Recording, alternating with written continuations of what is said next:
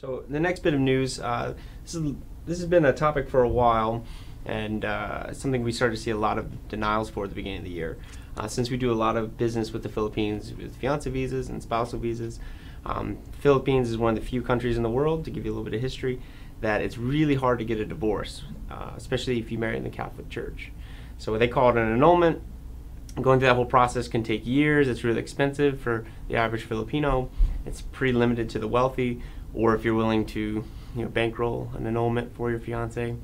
It's really difficult. So a popular route was people would convert to Islam and then get a divorce because it was cheaper and faster. And in the Philippines, it's kind of accepted. They let it go through. Really, government is really that person you're talking to behind the counter.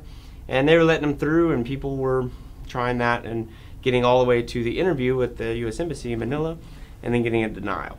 So we started hearing about this. We had a congressional inquiry. We had for a spousal visa for one customer and then a fiancé visa for the other, and they both were denied.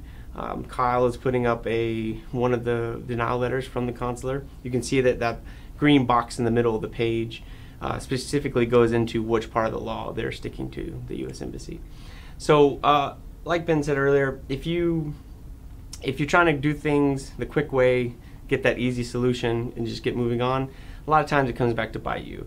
And what we've seen is you put all this time and effort into it and stress and getting your hopes up that you're almost done with the process, it's already long enough, get all the way to the interview just to walk away with a denial, and you still have to get the annulment and go through it the right way. So an easy way to think of it is, if you married in the civil court, which is Catholic there, then you have to get annulled in the civil court.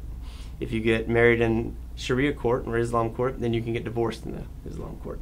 That's really the easiest way to look at it, and that's how they base their laws. Yeah, and that's right. And people have, I'll use the term, gotten away with it in the past. But yeah, as always with any of these kind of end-run, around-the-rule things, the early adopters might get away with it, but it doesn't take the government long to wise up to it, and then they shut it down. So again, just do it the right way and save yourself some heartache.